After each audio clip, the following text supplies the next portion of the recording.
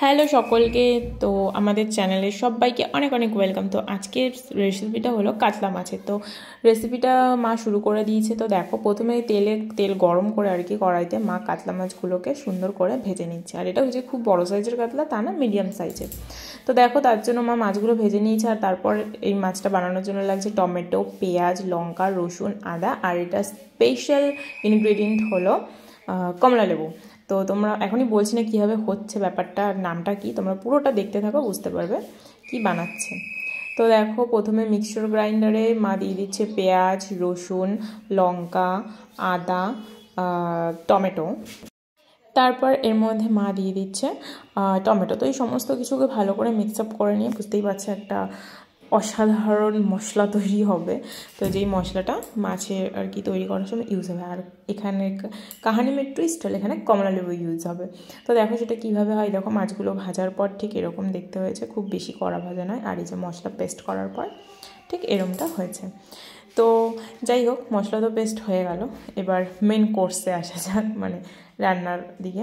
তো দেখো, তেল গরম করে মা এর মধ্যে যে মশলার পেস্টটা ছিল সেটাকে ভালো করে দিয়ে দিল, মানে কাচিয়ে একদম, একটু ওয়েস্ট না করে। কেন, কোনো জিনিসই ওয়েস্ট করা একদমই উচিত না, সমস্তটাই ইউজ করে ফেলা উচিত। আচ্ছা দেখো, তো এবার দিয়ে দিচ্ছি। এবার ভালো করে মশলাটা কষিয়ে নেবে। মশলাটার থেকে যখন তেল ছাড়বে তখন মানে বোঝা যাবে যে এটা ভালো করে কষে গেছে, নাহলে রসুন, পেঁয়াজ এগুলোর কাঁচা কাঁচা গন্ধ করবে। তো দেখো, কিছুক্ষণ নাড়াচাড়ার পর মায়ের মধ্যে অ্যাড করে দিচ্ছে নুন, হলুদ। আচ্ছা, নুন হলুদ অ্যাড করে দিচ্ছি। এবার তোমরা নুন হলুদে না একটু খুব সুন্দর রঙ হয়, তো তোমরা চাইলে খুব বেশি হলুদ মানে দিও না, বাট বুঝে শুনে দিও, কেন কি বেশি হলুদ দিলে আবার হলুদ হলুদ গন্ধ হবে। তো এরপর দিয়ে দিল আমার জিরে গুঁড়ো, ধনে গুঁড়ো, ঠিক আছে, আর কি যেটাকে কোরিয়ান্ডার সিডস বলে, তার গুঁড়ো। তো এবার সমস্ত কিছুকে আবার ভালো করে মা মিক্স আপ করে নেবে আস্তে আস্তে। তো তারপর ওই যে বললাম, কমলা লেবুটা ঠিক কখন ইউজ হচ্ছে দেখতে থাকো, ভিডিওটা স্কিপ না করে, তাহলেই বুঝতে পারবে। আচ্ছা, মা এরপর আবার অ্যাড করে দিল কাশ্মীরি লঙ্কার গুঁড়ো। আর কাশ্মীরি লঙ্কার গুঁড়োটা অ্যাড করার মেন কারণ হলো কাশ্মীরি লঙ্কাটা খুব সুন্দর কালার আনে। তো দেখো, মশলাটা ভালো করে কষানো হয়ে যাওয়ার পর মা এর মধ্যে অ্যাড করে দিচ্ছে জল। তো জল দিয়ে ভালো করে মশলাটাকে মিশিয়ে, কেন দেখো নাহলে দানা দানা যাতে বেঁধে না থাকে, তো সেই কারণে মশলাটাকে ভালো করে জলের সাথে মিশিয়ে মা নিল। আর খুন্তিতে কিছুটা লেগেছিলো, সেটাকে মা আবার কাঁচি টাচিয়ে নিয়ে নিল। তো দেখো, জল দিয়ে ঢাকা দেওয়ার পর ঠিক গ্রেভিটা এইরকম হয়েছিল, মানে ঘন, খুব ঘন না খুব পাতলাও না, মাঝারি। তারপর ভাজা যে মাছগুলো ছিল সেগুলোকে মা অ্যাড করে দিল।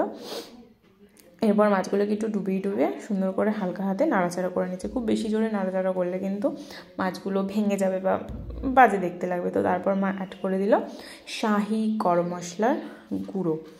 তো এরপর দেখো এর মধ্যে কি দেয় মা, ঠিক আছে।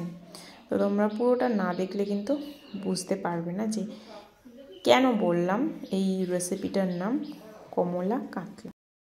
তো তারপর এর মধ্যে দেখো ফাইনালি মা অ্যাড করে দিল কমলা লেবুর রস। তো তোমরা মাছের পরিমাণ বা অনুযায়ী তোমরা কমলা লেবুর রসটা দেবে। এখানে যেহেতু খুব বেশি মাছ নেই, সেহেতু মা একটা কমলা লেবুর রসই ইউজ করেছে। তো ফাইনালি দেখো মাছটা রেডি।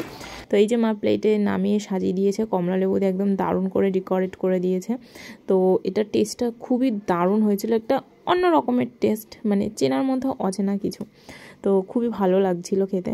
তো আশা করি তোমাদেরও ভালো লাগবে। আর যদি ভালো লাগে ভিডিওটা, প্লিজ বাড়িতে ট্রাই করো, দারুণ লাগবে খেতে, খুবই সুন্দর একটা রেসিপি। তো আজকের মতো টাটা, চ্যানেলটাকে প্লিজ সাবস্ক্রাইব করে দিও।